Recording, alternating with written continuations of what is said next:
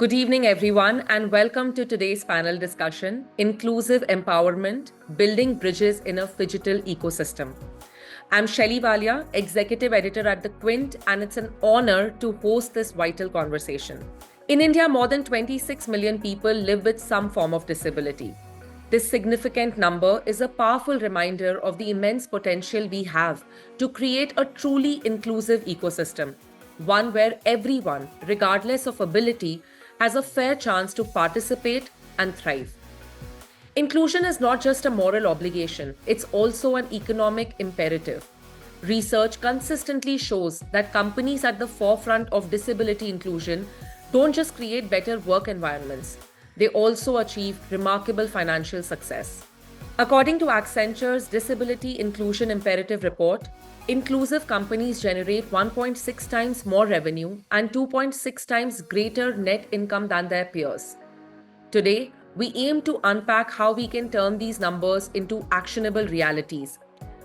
Our discussion will focus on the role of businesses, communities, and policymakers in creating barrier-free ecosystems, real-world examples of impactful inclusion strategies, and the foundational pillars of accessibility: physical, technological, and attitudinal.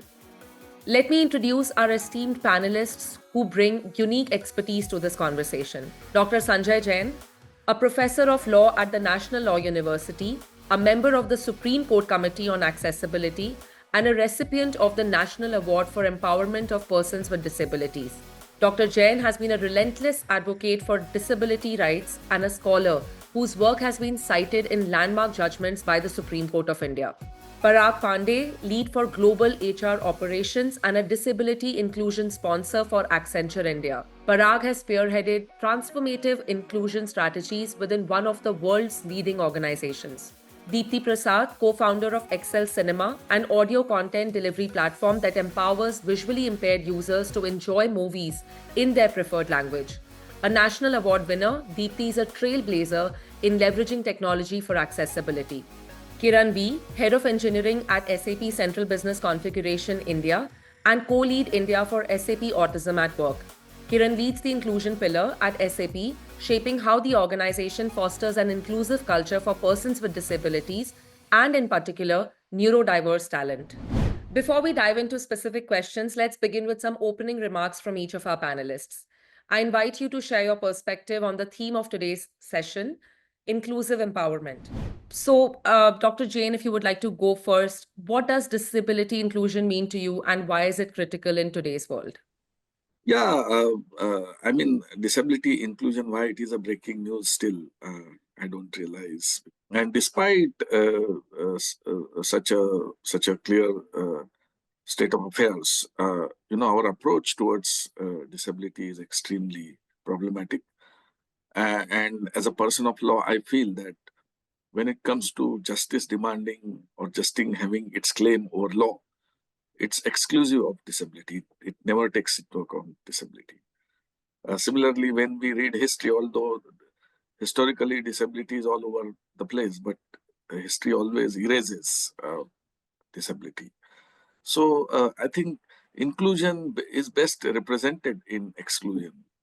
And if I were to put it lawyer-like, then I would say that so far as people with disabilities are concerned, presence of law is reflected in its absence. So although there is an elephant in the room, law does not see it. Yeah, that's the sad part of it. And as you rightly says, it's not only moral obligation. Disability is part of or represents a diverse humanity. So inclusion is the key for expanding the horizons. Inclusion is a key for breaking the barriers around imagination, and I think inclusion is a key to go beyond self-centric approach towards life. Yeah. I want to definitely unpack some of the things that you said about justice and law, and I'll come back to it. But I would love to hear the opening remarks. So, Deepthi, if you would like to go next. Disability inclusion to me means creating a world where every individual, regardless of their abilities, have equal access to opportunities, experiences, resources. It's just not about accommodation, but also about empowerment. For example, if you say the assistive technologies which were innovations of voice search was initially kept, innovated keeping people with visual impairment in mind. But products like Alexa, there are so many voice search. Google now uses, most of us are doing voice searches and voice messages. All these have revolutionized the mainstream also. Like the mindset, not only in the society, but also it should not be enforced just by the law, but people should themselves realize that this is an opportunity. If they include persons with disability, they are not just empowering a particular group, they are also bringing in the mainstream to come and do innovations, and the mainstream to learn by the participation of the persons with disability, because the amount of creativity they can bring on the table is very new and very innovative in compared to what the mainstream is fostered to think and how they are programmed to think about. We'll definitely talk more about innovations, and especially with the work that you are doing. But Kiran, on to you for your opening remarks, please. Yeah, I mean, much is already said. I mean, we're looking at more than 1 billion people who are disabled in this world, right? So, and I read in some report that more than 300 million of them are ready to enter the workforce in the next 10 years. And if we are not ready for them, who are we fooling? At the same time, it's not just about employment, but it is our responsibility who understand inclusion to also take it to the grassroots level, right? So as a corporate, I can always say I look at employment sector, which means I'm already limiting myself to people who are 21 and beyond. Right. So now, for example, when I talk to my daughter, do you know what to do when a kid on a wheelchair enters your class? She's clueless. Right. So when a person standing, near the traffic signal, so what do you have to do?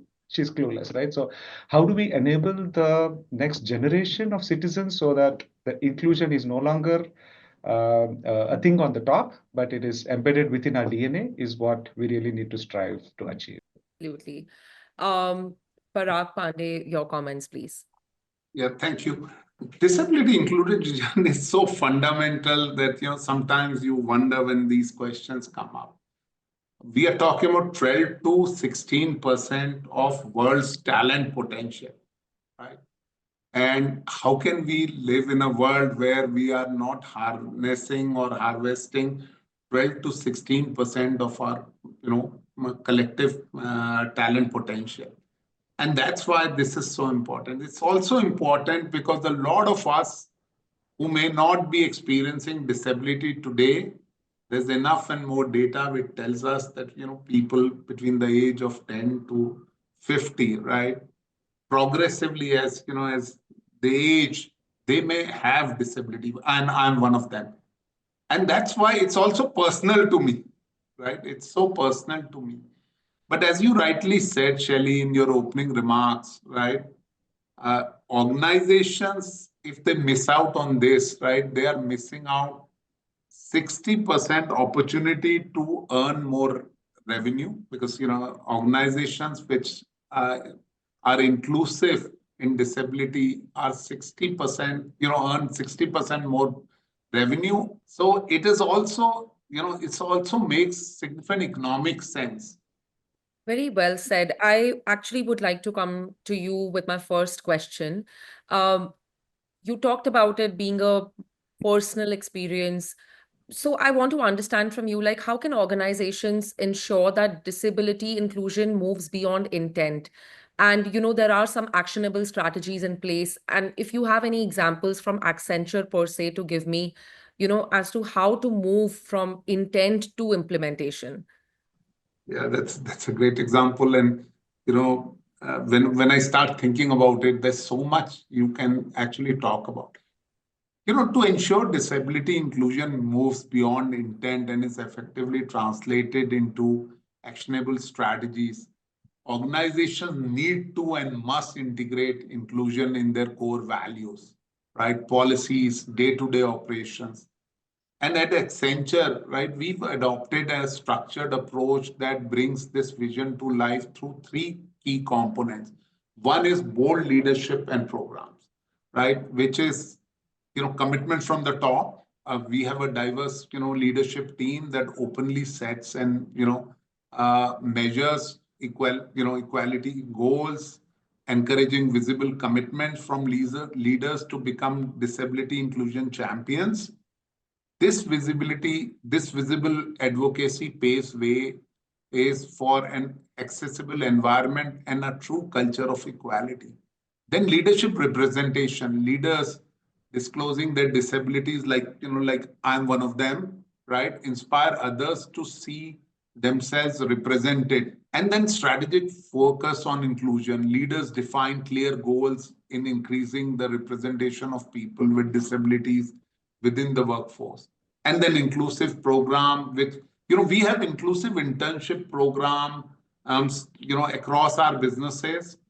One of them is called Aram, which focuses on upskilling and providing real world experience to underrepresented group, including, persons with disability. And these programs not only, improve employability, but also integrate inclusion in our talent strategy.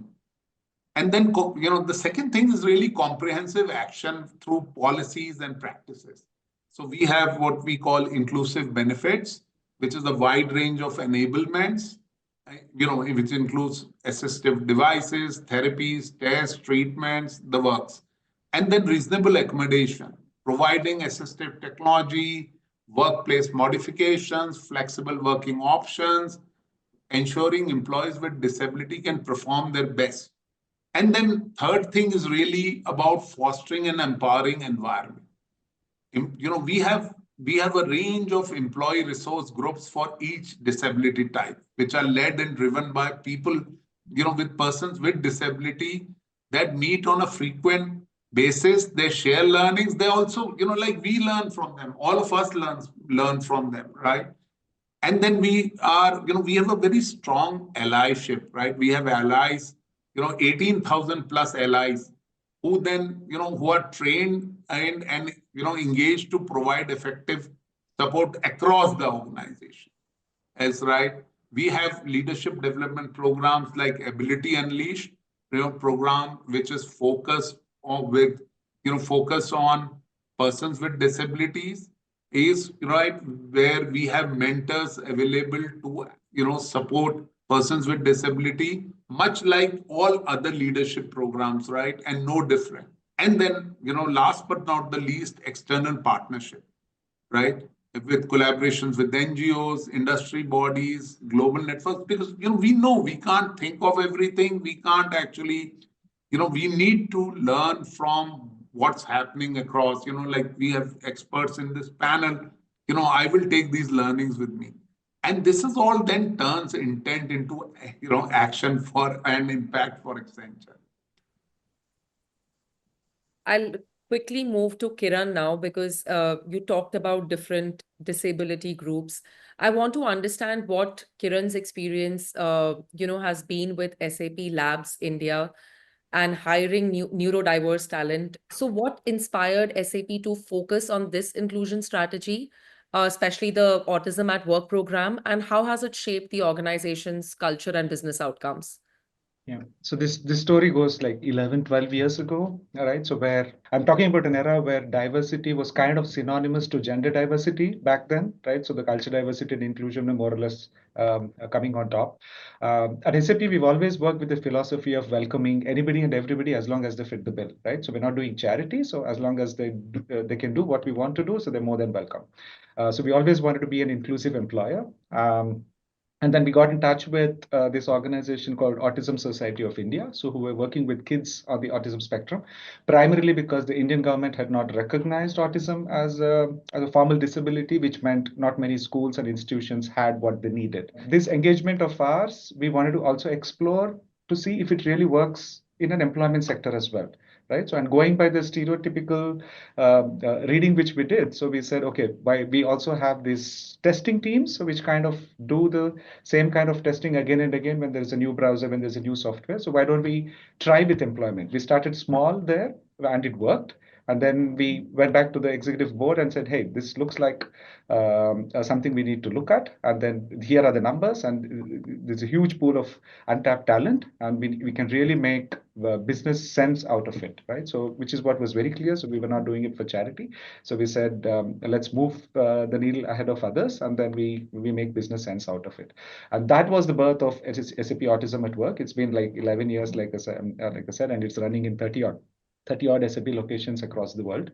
And then, yeah, so the only thing which we were open for was to provide reasonable accommodation, as Parag said, right? So reasonable being the key word. We've seen a phenomenal, let's say, more than 90 to 95% of retention of in the people we've come across, right? So now that's a huge benefit for an organization like us. So, and then increased awareness on communication. We've had teams who come back and said, we designed certain things because there was somebody on the spectrum in the team, but then we realized how important it is and how the communication between two neurotypical individuals has taken leaps because of what we're trying to do with somebody who is in special need. Now, all these are benefits which you can't really put numbers against. And for sure, I'm not even getting into the diverse perspectives and the innovation which that brings in. So we've also had a situation where one of the prestigious awards within SAP was won by somebody who is on the spectrum. And that was the first instance where it was done by an individual. And we had many successes where people have had filed patents and etc. Right? So, I mean, we're talking about people who have gone through numerous challenges given the societal and educational condition. So we have in our country, especially, not so in the West, but anyway. So, and then the commitment which they bring in, and when you give them identity and when you give them offer meaningful employment, so what gets reciprocated is something which is unbelievable. It's only you can only experience it to kind of talk about it, right? So now, and this program, Autism at Work, ended up being a Harvard business case study, so which was also welcome, which also increased the awareness, and it is spread far and wide, right? So, and all this, I want to repeat, is without compromising on the outcome. So the business outcome is still being generated, probably better, and we've not only helped ourselves with a better talent pool, but also offered hope to the society, which was a little worried, let's say, a decade ago. Yeah, that's great. I mean, thank you so much for sharing. There's so much to take away from what you have said and what Mr. Pande also said about what Accenture is doing. I have a question for Dr. Sanjay Jain. I wanted to sort of, if you can talk about your appointment as the first faculty member with a disability at the National Law School of India University. Now, it's definitely a significant milestone towards fostering inclusion. In your view, what more can Indian academia do to actively include faculty members with persons with disabilities, and how can this enrich both academic environments and the learning experiences of students? Yeah, that's an interesting question. So far as National Law School India University Bangalore is concerned, I am the first disabled person to be appointed as a full professor. So it's a highest position, which I would have appointed to other than the Vice Chancellor and the Deans. So I'm happy. But it took so many years. And I remember in the context of National Law School itself,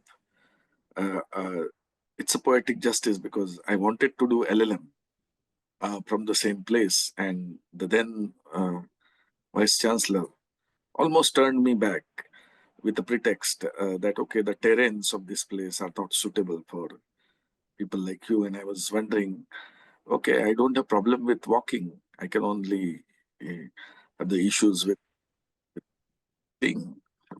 Why it is seen to be spectacular if any company or any institution appoints people with disabilities.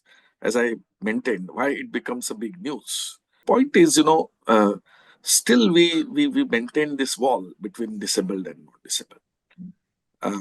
And therefore, whoever tries to break this wall tries to kind of feel that, okay, I've done something spectacular, something extraordinary. And that means that we are kind of fostering a modular image of disabled. Those who are welcoming, those to whom we can welcome, we will adapt. our system. But what about those whom we cannot welcome? Or what about those whom we cannot adapt easily? So therefore, I always feel that my appointment to National Law School is good for me personally. But what about all my other brothers and sisters who are maybe not as privileged as me? And maybe my other brothers and sisters whose disability is invisible, or my other brothers and sisters about whose disabilities there are still stereotypes in the sector. So therefore, when it is said that with the appointment of one person or few persons, we have walked the talk, I think it is a very disproportionately vague statement, because disability is an umbrella. And when you say that, okay, you have included people with disability, to whom you have included? That's the major issue. Are you including conventional people, mainstream disabilities? Are you including disabilities which are invisible? Or are you open to include all sorts of disabilities unconditionally? What difference it has made to NLSIU? Definitely, it has made huge difference, because now they are more compassionate about disability. They're more inclusive about people with disabilities. And because I'm like an elephant in the room, and whenever they have to say anything, they know that I'm there to irritate them, to question them. And I believe that, as an ambassador of community, it is my responsibility not to just carry myself as an icon, but maybe to ensure that, okay, this is a beginning, this is not the end. And, more people, there should be impetus for appointment of more and more disabled people. And I think the academia must realize that there is not only one way of doing things. We are really sick of doing things in a pattern. We are regimented in our approach. For example, if a student has a particular condition and if she wants to take her classes from bed, uh, hell will fall on us, because we'll say, okay, what is this? How can a student attend classes from bed? But why don't we realize or try to think from her point of view? Why she wants to take classes from bed? Who doesn't want to mingle? But she must be having some genuine difficulty. So, recognizing somebody's point of view as genuine in challenging regimentation, I think is a real bottleneck. We need to bring changes in the system rather than in a particular place. And for that, we need to challenge very seriously the notion of ableism. And, we need to also look at, we need to seriously think whether we should address people with disabilities as are they different than us? It's a spectrum. Disablement and non-disablement are the points of spectrum. And if it is a spectrum, then why we are they, and able-bodied are you? So this you versus they business has to go. Thank you so much, Dr. Sanjay Jain, for such an honest answer.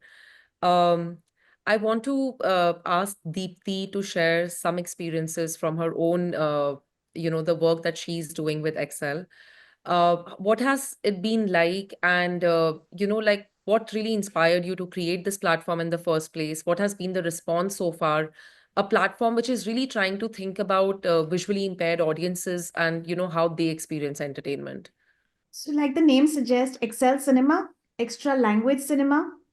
We initially launched the platform to break the language barriers because movies are dubbed in multiple languages, but not all movies, the dubbed version is available in all parts of our country or globally also. So the technology was, the technology was initially built to break the language barrier, but very soon we realized that India is also home to world's 50% blind population.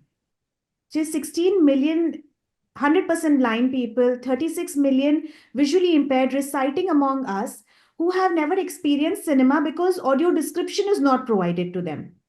And with my technology, very commonly used assistive listening devices are provided in the Western world in the theaters. But back then, I met the inclusion head, Sangeeta Robinson, at PVR, where she was struggling with the import duties and GST taxes in bringing these devices to India for the PVR theaters then. And each device cost 3.53 lakh rupees, which is not even the solution because India is again having over 9,000 theater screens. So 9,000 theater screens, how many devices can you provide and who's going to fund these devices? It's a huge amount.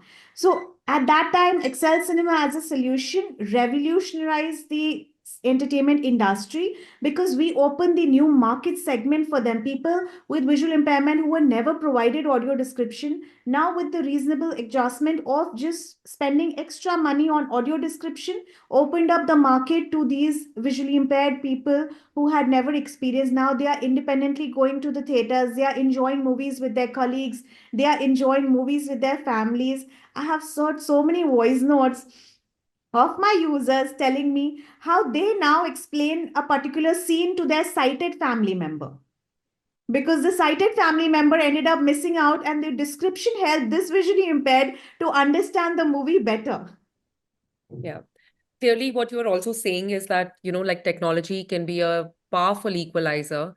I would like to ask Mr. Pande, how, like at Accenture, what are the kind of innovative tools and accessibility centers, client-focused initiatives that you are working on, which is helping create inclusive environments and driving accessibility for people with disabilities? Absolutely, absolutely. See, at Accenture, we believe technology, as you rightly said, is a powerful equalizer. By harnessing innovative tools and solutions, we aim to remove barriers and create inclusive environment for all. Dipti, big thank you for what you guys are doing, really, right? We also have, so first we have what we call accessibility centers.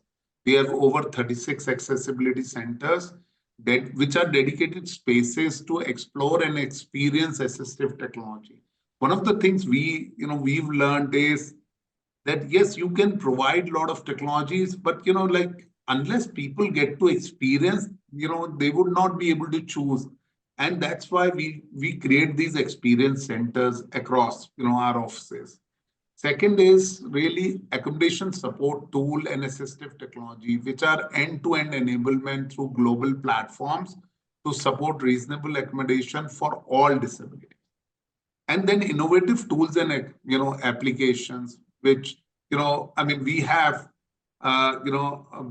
Accenture labs. These are really Accenture labs which look at long range futuristic solutions. So look, Accenture labs have developed applications such as Dipti, which is a navigating application app for visual impairment, Dhoni, which is a voice to text for speech and hearing impairment, and then Visa AI chat that we provide through our partner, which is really a bot for mental health support, and then web accessibility, which is really global system to drive digital accessibility, which has become so important now, and then inclusive benefits for support or on personal assistive devices, because I mean some of these are really expensive devices, right?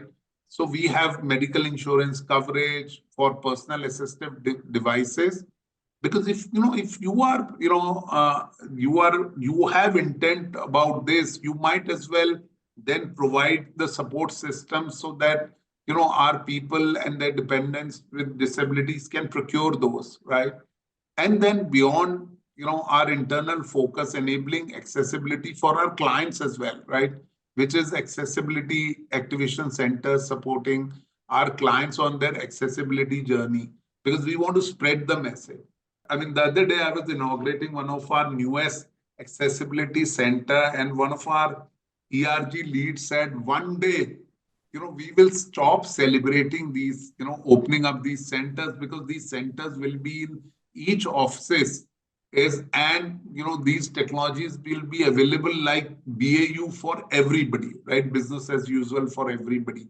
So, Dr. Jain, I completely agree. One day we will possibly not talk so much about it because it will become our operating DNA. Back to you, Shelly. Would like to add, ask Kiran if he would like to add anything from his own personal learnings on, like use of technology or otherwise. See, technology is always beneficial. Very simple thing would be, I don't know, a keyboard with bigger letters, for example, screen readers. I mean, we've been there, seen that and all that, right? So, but what I also truly believe is while you're empowering people with special needs, it's equally or probably more important to also create that environment which understands them. We did, as a first step, we did what is called as an accessibility audit of the facilities we have. And to our surprise, or I should say to not to our surprise, the report ended up being 65 pages, right? So saying, hey, you don't have this, you don't have this, you don't have this, the lifts are inaccessible, the dais in your fantastic auditorium is not accessible in the night, there are no lights. And then what was eye-opening was the emergency response team. So we for sure have an emergency response team which are supposed to ferry people in case of an emergency, right? So and then we realized that none of our security or the employees know what it means to evacuate somebody with special needs. So now that was kind of an eye-opening where we had to procure special devices and train these guys how to use them in case of fire, etc. Right? So these are very simple things which go unnoticed, and we're so focused on meeting the numbers and offering employment to them, and then seeing in the immediate team what is it that we need to do. These are some great examples. Thank you for sharing them with me. Thank you so much. I would like to finally end with a question, for Deepti. You spoke about leisure, a space where, not many innovators were thinking about when it came to persons with disabilities. Where do you see a potential for innovation? Like which industry you think can really benefit from similar innovations in accessibility beyond entertainment? There's so much scope in education also, because the education I still notice it's still being taught traditionally. For example, focus on Braille instead of teaching them the updated version of technology which can help a person with blindness. Or I think exploring what else audio description, where else audio description can fit in would be again a fabulous idea, because it is becoming a common thing, not just for entertainment. For other industries also, it can be very well explored. Thank you so much, Deepti, for sharing that. Um, I am done with my set of questions, but earlier this month, we asked persons with disabilities to share questions around workplace inclusion, accessibility, and corporate policies in our campaign, hashtag Ask India Inc. Now, I have some of these questions with me, and I would love to hear your thoughts on them. A project manager at an IT firm who lives with autism spectrum disorder, they've asked, leadership roles are so rare for employees with disabilities. What are companies doing to break the glass ceiling for us? Even when we excel in our roles, promotions and leadership opportunities seem out of reach. What are companies doing to address this bias? Kiran, would you like to take that? Absolutely. Disability should never be a barrier for somebody to pick up a new role. The companies are open, and we have had enough success stories as well in that to happen. Are there enough initiatives to actually push people who are on the disabled spectrum to train themselves to do management? Honestly, I would admit no. Right? So now that is a space which we need to really focus on, I would say. Thank you. Thank you so much. Deepti, I'll come to you for the next question. I've adapted, this is from someone called Karthik, who is a freelance photographer living with partial limb loss. I've adapted to using my prosthetic hand for photography, but clients sometimes hesitate to hire me because they assume I won't perform as well.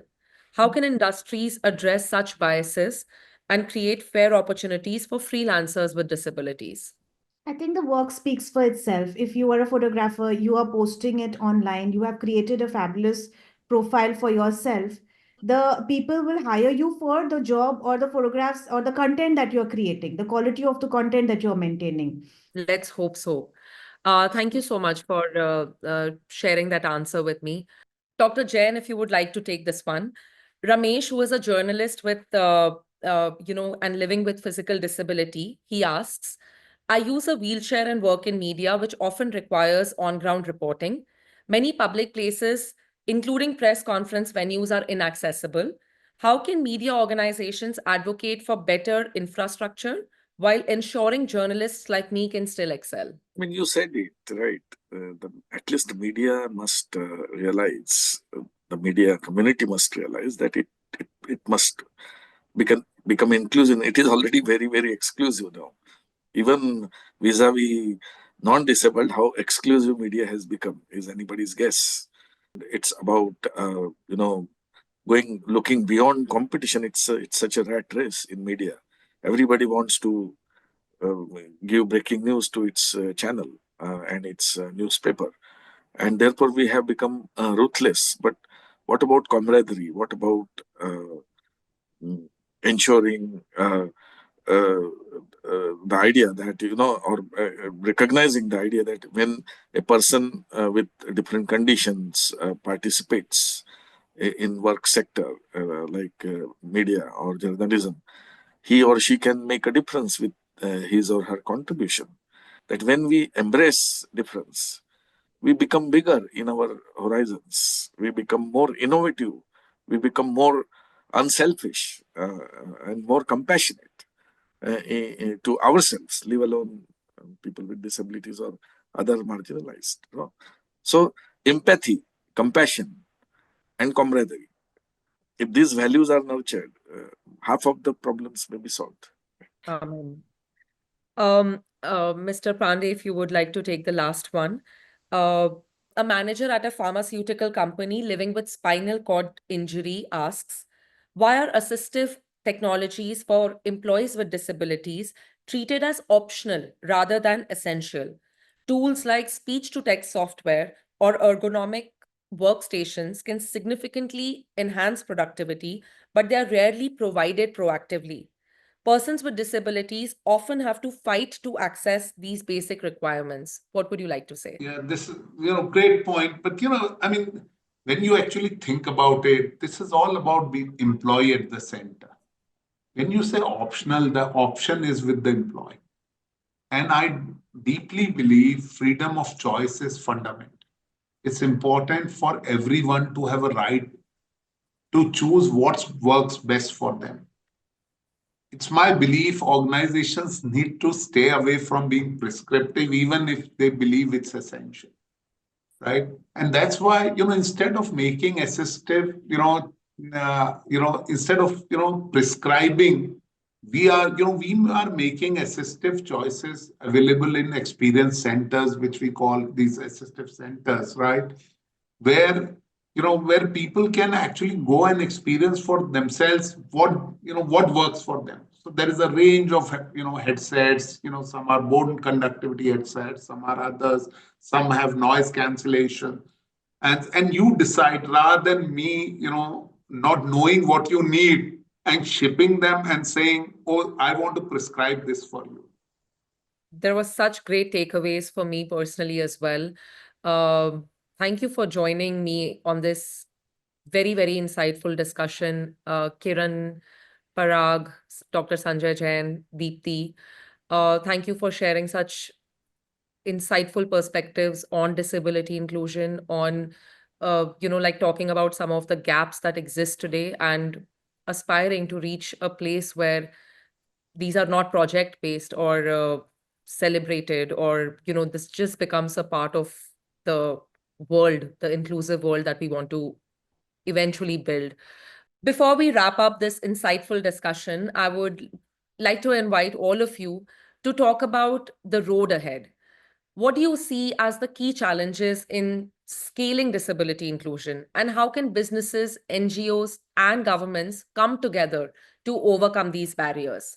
And how can we ensure accessibility initiatives remain both sustainable and impactful? Thank you to our incredible panelists, Dr. Sanjay Jain, Parag Pande, Kiran V, and Dipti Prasad, for sharing such insightful perspectives on disability inclusion. Your experiences and your actionable strategies are truly inspiring, and they serve as a roadmap for creating a more accessible and inclusive world. As we wrap up this session, I would like to remind everyone that the journey towards disability inclusion doesn't end here. Let's keep this conversation going and inspire more change. We encourage all of you to share your thoughts, your insights, key takeaways from today's discussion on social media using the hashtags disability inclusion and a billion reasons for change. Together, we can amplify the message and work towards a future where inclusion isn't just an ideal, but a lived reality for everyone. Thank you for being with us today, and let's continue to build bridges towards a more inclusive tomorrow.